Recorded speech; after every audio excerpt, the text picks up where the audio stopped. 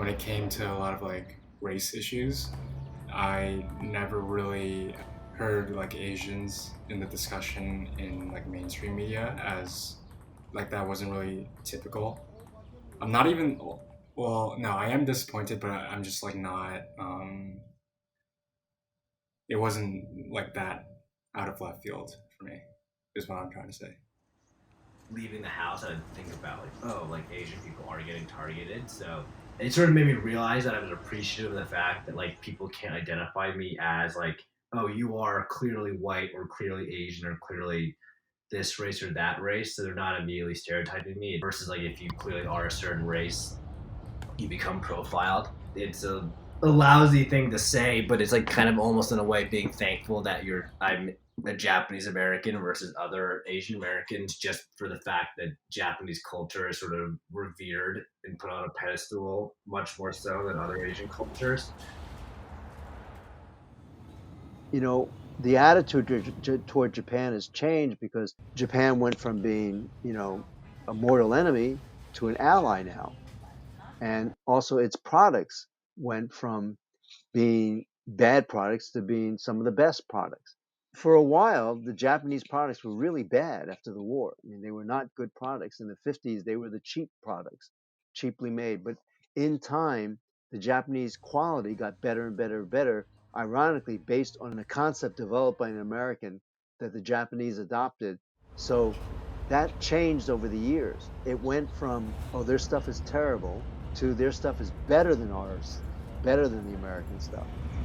Like Americans' fascination with like visiting Japan and like Buddhism and Zen culture for filmmaking, like for anime, for like Miyazaki films. Like there's a lot of reverence. Just I keep using that word, I guess, because it does feel like a lot of white people just really gravitate towards that kind of.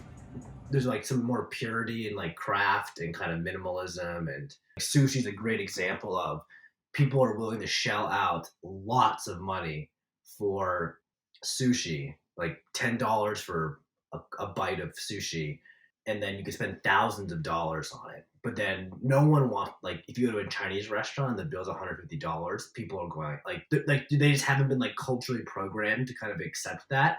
When like sort of usually talk to people that aren't as familiar, they kind of think of Chinese food as just like this one overarching thing where it's like, oh yeah, that's Chinese food, but they don't really understand sort of the differences within the culture. When you think of Chinese food, you think good, cheap food. When you think of Japanese and Korean food, you think, oh, high class. Japanese food is definitely looked at in a different way than I think other cuisines, and that sort of then leads into like Japanese culture more wholly being viewed a certain way because you definitely digest the culture through food a lot of the time. So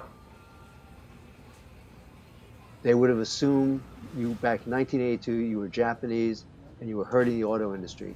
And today they'll assume you're Chinese and you caused COVID.